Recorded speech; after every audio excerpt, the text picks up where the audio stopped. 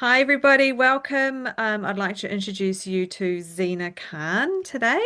And we'll start, Zeena, if you could give us a little bit of background about yourself. Awesome. Well, very lovely to meet you, Claire. In terms of where I'm from, I am originally from South Auckland, a Mangere based girl, and I've moved to Wellington in the last 6 years, and now I'm based in the capital. I've worked in a number of sectors: finance, manufacturing, utilities, and education, both in private, public sectors. And yeah, it's just really awesome to be here. Excellent. And what are your role? You've been working with MIT. Yeah, so in a past life, I worked for MIT between 2015 and 2019 before I moved to Wellington. And that capacity was a customer service manager role. And I had the main contact center, the information application center at the time it was called, and now it's the Ask Me Center. And it's the hub where current students and or people looking for to study come on and figure out with the team as to what program or what school or what faculty they want to join or enroll in, and we help with the initial application of that. So that was my time at MIT. And do you have a Pacific lens on this? At the time, no, it was more of a mainstream role, I guess. My cultural background, I am Chinese, Fijian, Indian, so I've got a multicultural heritage, and that Pacific lens comes from the Fijian side. So, and having lived and worked in South Auckland all my life, the cultural capital that you gain by being around the community really helped in this role of customer service manager, because when students used to come in, or aspiring students or people just looking as to what they want to do next, it wasn't just it was families that came into the info center. And you just didn't like it'd be maybe a 17-year-old nephew and he had mum, dad, auntie, uncle there with them. And so the lens was to always make sure that everyone felt quite welcomed. There was a warmth in the space, and our team members didn't assume work through with the family, because they knew how important it was to be able to support this young person getting into whichever program, be it business, be it sport, be it engineering, whichever one that we were offering that they were interested in. Yeah. So that was the cultural lens being right in the middle of Otara. So it's more the feeling of warmth and welcoming, and be able to help them and guide them in the best way we could at the time. And that seems that something that we probably all do and should extend in our classrooms and in our Mm-hmm. workplaces, Mm-hmm. regardless of our cultural backgrounds and makeups, that type of uffing people and the whanaungatanga around it is really important, especially when you're making these decisions. Um, Yeah. there's some big decisions to make when you're a teenager and you're trying to figure out what it is that you're going to do. It must Yes. be quite challenging at times. Yeah, I mean, it definitely is, because the scary thing is just walking into a very unknown space. And and that's why the family unit was so important, that they'd come in with the younger person and help guide them, or just make them feel safe as much as we also made them feel safe.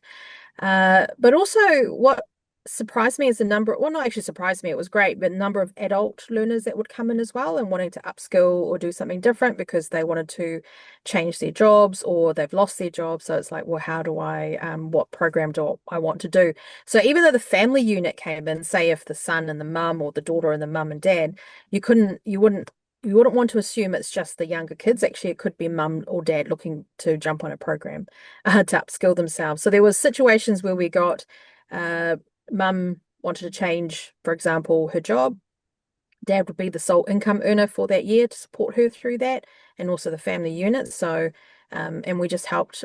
Once you understand those things and ask those questions, and don't assume whoever's walking through the door, you look to the young person and that's the one that's going to enroll, but it's not always necessarily the case. So, it was all about our team from that customer service side, obviously doing the warm greeting and welcoming, but trying to find out who was actually asking for what, and guiding it. And I guess through, as you're talking about possibilities around education, then the other members of the family get quite intrigued, or quite curious and excited, or maybe even motivated, inspired to go, oh, what could I do? Yes, Yeah. and they And won't even also, think about it. Yeah. so much has changed from like when we Yes. were all at university. The options for jobs and training you can do now is incredible. Mm. I look at my own Yes. children, I'm like, the work you could do anything you want, stuff that we would never even have imagined.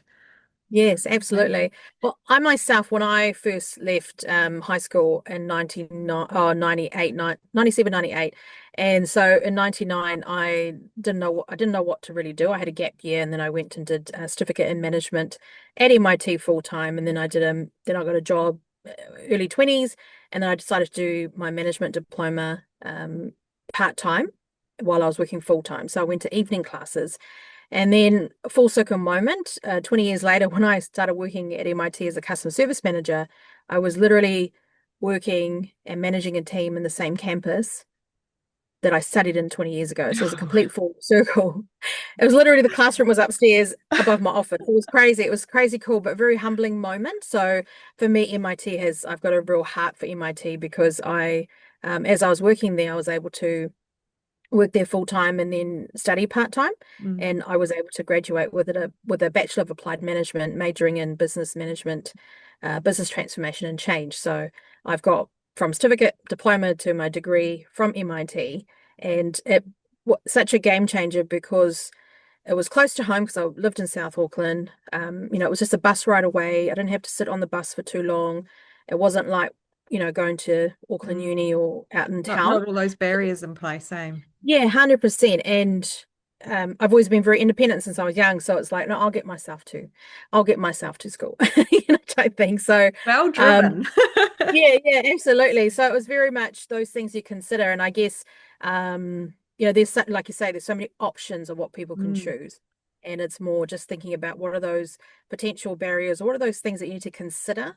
yeah. If and all good for you if you want to go to university and to Auckland and travel, then go for it. But it's just more of there's other options as well. But it's just all these considerations you need to make. So Mm. yeah, so it was just wanted to share that full circle moment going back to MIT and thinking, oh wow, I'm actually leading a team, which is good. That's Which is great. great. And Yeah. so, Yeah. what adventures are you on at the moment? Because you're in lots of different directions, and I see you in lots of places, taking on lots of really Yeah. great leadership roles and empowering lots of people, actually. So, where are Thank you you. going at the moment? Well, so for me at the moment, having worked in a number of sectors, as mentioned, from education to utilities, manufacturing, etc., finance, as the direction I'm heading into is more the coaching field of things. So I'm a accredited global Gallup Strengths Finder coach. I'm not sure if you heard of that, but yeah, No. it's a tool that I use to be able to help people recognize their strengths and then also be able to elevate their skills and bring that fresh energy when they're facing change. Yeah, which So, is really important for people, I think. Teachers that step away yeah, from the classroom and you don't yeah, really know what else you've got to offer. You don't, we obviously have a lot to offer in real yeah. jobs, but it's hard when that's the direction you've been going for such a long time. So it must be quite rewarding for you, I imagine, to have some of these conversations for people to realize the potential that they do have. Oh, 100%. And my trade, as I always say, is a training manager. So I love taking people on the learning curve. And when I see the light bulb go off, it's that magic for me right there. Yeah. And I have myself as speaker and adaptability coach because I'm very fascinated by the skill of adaptability. And when I think about my journey, and that's what's, being adaptable, you're not gonna know everything in different industries, but when you get in there, it's just a matter of being very open and having that adaptable mindset for me moving forward, and just all the things that you see, people losing their jobs or just wanting something new and thinking, Mm. but very much discounting the skills and strengths that they do have. Like, Yeah. we just, because we're so in it and we're so close to it, sometimes we just forget how amazing we actually are. So with me moving forward, being an adaptability coach, it's like, well, if I help people with that, and wearing different hats as well. So it's a passion of mine. And within that, I also teach public speaking, having been a part of Toastmasters Mhm. and looking at strengths, and then just helping teams talk, especially with technology implementation that I've led in different organizations and training people, etc. So I really do believe in the power of adaptability, but people at the center, and I'm very big on people over process Mm. where you can. Yeah. Oh, I love it. It's really inspiring, actually, you talking about this. When I look at it as a teacher, what sort of skills do you think our kids need to be leaving school with to be moving and being adaptable and moving into these sorts of Mm. interesting jobs that are out there? Yeah, absolutely. And I think, just before I go into that, what's really interesting you mentioned before is like, we're in the job and sometimes we fall into our career or we fall into the job. And I remember that happened to me when I left high school. All I wanted was an office job and I ended up in the contact center. So, and I just carried on with that for like 20 years type Yeah. thing. So have a lot of love for that. So, but I know it was very much I fell into this role. But in terms of the power of adaptability for me is the three things that I focus on is around emotional intelligence, communication, and your strengths. And I draw that out of people and help them with wherever they need to go to. And it's really about that essential skills. Like you have the teaching practice, yes, and absolute respect for the science behind that, and all the ups and downs with that comes as well, and the challenges, but also the triumphs, right? Yeah. But I think from adaptability, having worked in technology, and I find technology very fascinating. I'm thankful because I find it fascinating. I'm able to pick up, but a lot of things that I've done in my career is actually be the person that bridges the communication between teams, like the business unit that faces the customer, and then between IT. And there's a whole translation that happens between terminology. There's two Mm. different languages that are happening. So in my past work, I've been able to decipher, translate, and then get everybody on board type thing. Yeah. So in terms of like young aspiring into career, it's tough because job market at the moment, but I really believe it's about your self-awareness, and that's really wanting in terms of your emotional intelligence or your emotional being. It's like how do you want to feel in certain situations, but you may not always, but then how don't you want to feel, but sometimes you would Mm. you will. So for me, it's definitely about emotional intelligence, self-awareness, and being able to take feedback like a champion, Mm. because it's not always easy. But Yep. also, if you're about that adaptability mindset, because there's change, people talk about leadership and be change ready and things like that. But for me, it's like, well, what is the core of that I need to continue to create launch pads for myself? And Mm. it's not that you have to move and be all over the place. It's more about if change comes about, I know who I am. I know the skills I bring. I know the value that I have. So I don't have to stay here. Like I can move when I want to, all on good terms and stuff, but mostly on your terms when you want to. So my whole thing is about that adaptability, and that's where it comes from. I've Mm. also got a podcast coming out very soon as well. So weekly Cool. 10-minute energizers, just feeling the podcast wheel out and see what happens. But yeah, that's pretty much in terms of my belief system around that. Yeah, that's amazing. And I think, if I have teenagers of my own, if you could instill that at a really young age, Yeah. Mm. just how much more successful and hopefully happy they would be, and having Mm. that real understanding of owning who you are and accepting it and promoting it and loving it. And, if you've got all of those things happening, then you will become the whole package type 100%. thing. And Um, it would be such great wisdom for yeah, teenagers to have. absolutely. And I think from the just that key word you said, much happier you will be. Mm, Because and you can't always be happy, because feelings come and go, but it is that essential that you're going to be okay no matter what. That's yeah. the biggest thing. And I think And that I, yeah, if you can own it and like, you can Mhm. control what you can control, but you can't control Yes, what you can't control. So you need to know that, yes. I think once you have that understanding, it does change. There's a mind shift Oh, there. 100%. And with Strengths Finder, with I can send you the link later, but it's very much about it gave me a language because coming from a Pacific Asian background, it wasn't something we talked about around the dinner table. Like we wouldn't sit there and go, oh, okay, so what are your strengths today? And tell me about that. It was something that was just, it was a survive to thrive mentality. Like we just had to do what we need to Mm, do. And I was here from the early 80s, so I'm part of the 80s migration and had a single dad. He raised me for, first good part of my years until about 6 or 7.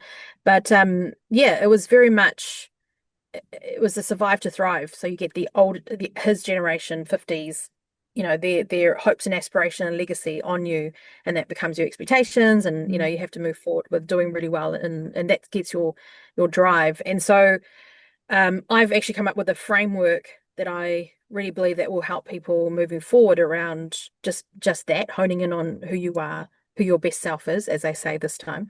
But it's called Drive. So there's a 5-step framework around it's a decision making tool, but also a reflective tool. So Okay. I talk about that a bit in regards to how if there's a situation that happens, like D start, for example, stands for determination. Is like, well, the situation I've got in front of me, how determined do I need to be right now?